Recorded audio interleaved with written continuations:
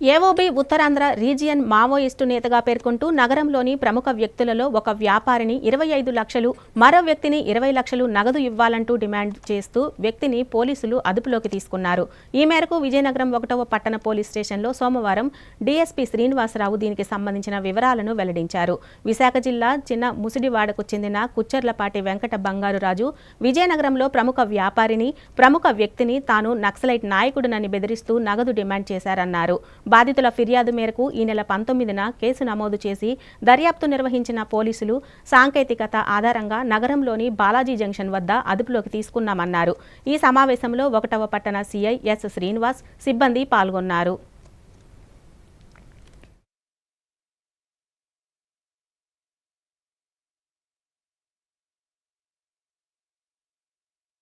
ఈ ఏప్రిల్ నెల 15వ తారీఖు సాయంత్రం 9 గంటల సమయంలో విజయనగరం పట్టణంలో ఒక ప్రముఖ వ్యాపారవేత్తకి ఒక లెటరు వచ్చింది. ఆ లెటర్లో నేను incharge commander action team AOB తర్వాత ఉత్తరాంధ్ర రీజియన్ అని చెప్పి అందులో ప్రైమ్ అడ్రస్ ఉంది.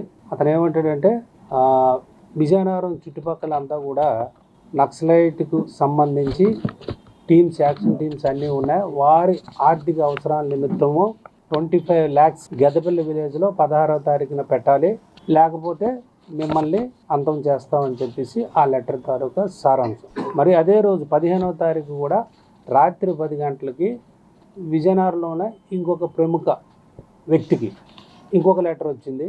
ఆ లెటర్లో సారాంశం కూడా ఇదే.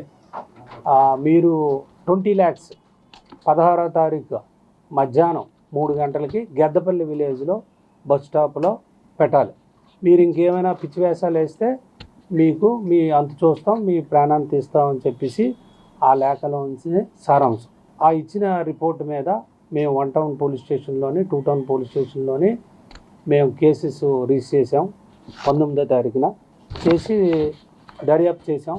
21 బాలాజీ జంక్షన్ దగ్గర మధ్యాహ్నం 2 గంటలకి కుచ్చర్లపాటి వెంకట బంగారరాజు 50 సంవత్సరాలు అతన్ని అరెస్ట్ చేయడం జరిగింది. అతన్ని ఈ కేసులో ముద్దాయి కింద మేము నిర్ధారణ చేసుకొని అరెస్ట్ చేసి ఇవాళ పోలీస్ స్టేషన్ తీసుకురావడం జరిగింది. రేపు 22వ తారీఖున కోర్టులో ఇతన్ని ప్రవేశపెడతాం.